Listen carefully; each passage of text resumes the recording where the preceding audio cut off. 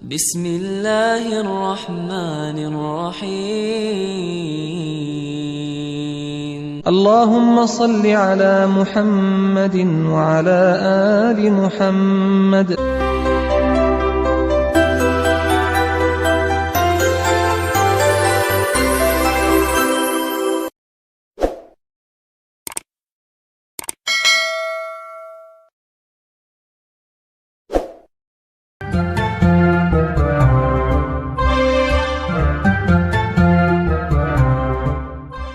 Assalamualaikum warahmatullahi wabarakatuh. Waalaikumsalam warahmatullahi taala wabarakatuh. Habib, kadang kita mendapatkan nasihat. Ke saat ini ya kita selalu butuh nasihat. Cuma terkadang nasihat yang datang ke kita bisa jadi mungkin dari orang yang tidak kita suka, atau mungkin cara penyampaiannya tidak cocok, tapi secara isi itu benar.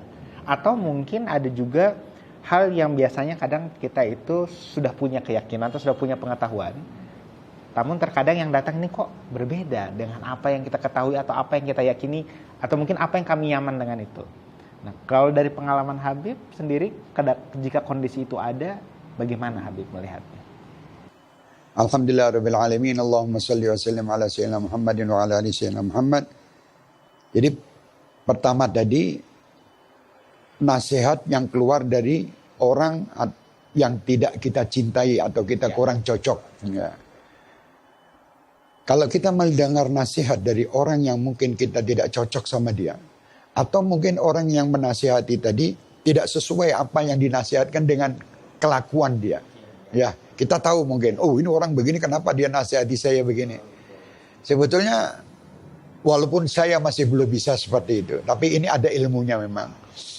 Jadi kalau kita mendengar nasihat dari siapapun, semenjak itu nasihat baik kita harus ambil. Undur maqal wala tandur manqal. Lihatlah apa yang diucapkan, yang disampaikan. Jangan lihat siapa yang menyampaikan. Sayyidina Ali bin Abi Thalib karramallahu wajhahu radhiyallahu anhu, beliau mengatakan walaupun itu kalau nasihat maaf keluar dari lisan seekor anjing, kalau itu baik, kamu harus ikut, jangan lihat anjingnya. Istilahnya seperti itu. Jadi nasihat siapapun, kalau nasihat itu baik dari siapapun orang yang menasihati kita, kita wajib menerimanya. Itu yang pertama tadi. Yang kedua, kalau ada orang menasihati kita, kebetulan nasihatnya itu tidak sesuai dengan apa yang kita yakini, ya. Kita yakini.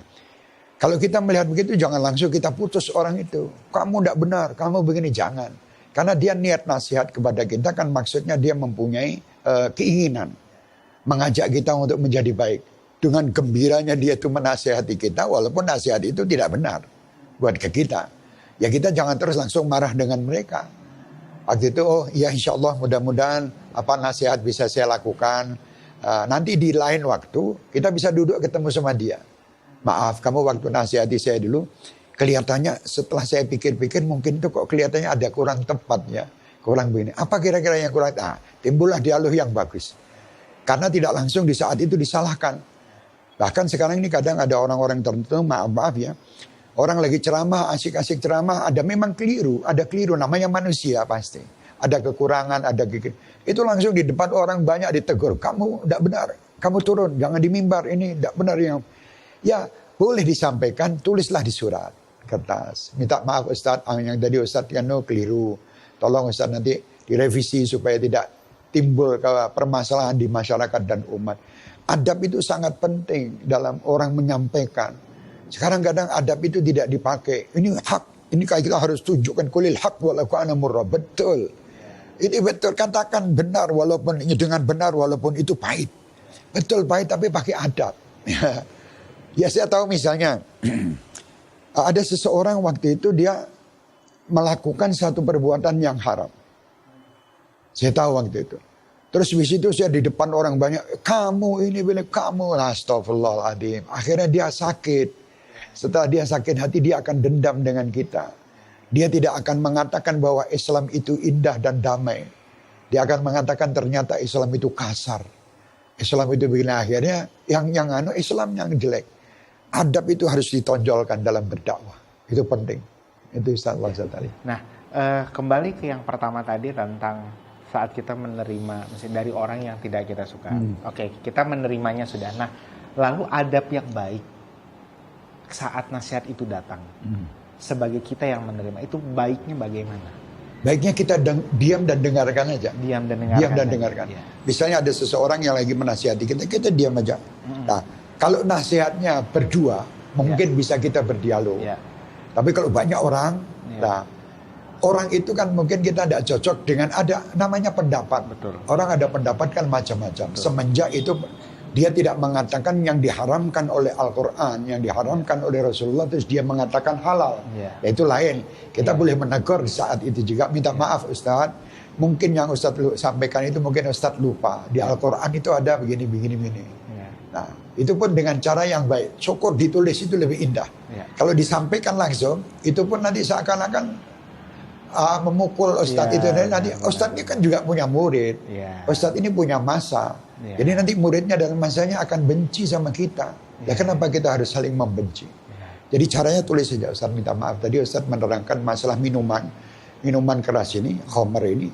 Kok diperbolehkan, badan itu tidak boleh Ustadz di sini. Itu dia tidak ada orang tahu apa yang kita lakukan.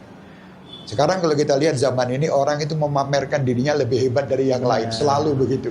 Jadi nanti kalau ada ustadz yang berbicara di salah satu YouTube dan sebagainya, ada keliru, yang satu buat, wah itu ustadz keliru ya, tidak usah begitu, kenapa gitu loh. Kenapa harus begini? Ya sudahlah, namanya manusia, al-insan mahal khata'un nisyan. Manusia itu dalam keadaan selalu ya namanya lupa. Kalau memang dia tidak lupa dan dia sengaja, kita dekati. Nanti jangan Anda berdakwah dengan begitu. Datangi dan jangan cuma datang. Syukur-syukur datang itu membawa hadiah. Sampaikan Ustaz, Assalamualaikum, apa kabar, ini hadiah buat Ustaz ini. Kan sudah enak dulu hati ini. Setelah hati enak, sama-sama nyaman, nah kita menyampaikan nasihat. Itu nanti akan jitu. Masya Allah. Terima kasih sekali Habib untuk masukannya. Agar sekarang ini kadang di zaman kita mudah sekali bertikai. Hanya karena tadi ada karena permasalahan kecil, bukan permasalahan. Tidak harus kita ribut. Betul. Islam mengajarkan damai. Betul. Walaupun ada perbedaan-perbedaan di dalam furu, itu tidak ada masalah. Yang penting tidak satu sama lain. Justru kadang permasalahan ini saling mencaci, itulah yang dilarang oleh Rasulullah SAW. Itu ditonjolkan seakan-akan akan membenarkan sesuatu. Padahal ini dia dalam membenarkannya salah. Nasiril haq bil haq. Jadi menangkan sesuatu kebenaran itu dengan cara yang benar. Jangan caranya yang, walaupun Anda benar, sana salah. Tapi dengan cara yang salah, Anda salah. Terima kasih banyak sekali lagi Habib atas waktunya. Teman-teman sekalian, kita akan terus berlanjut di episode selanjutnya. Masih bersama di Sapa Habib Syekh. Assalamualaikum warahmatullahi wabarakatuh. Waalaikumsalam warahmatullahi taala wabarakatuh. Alhamdulillahi rabbil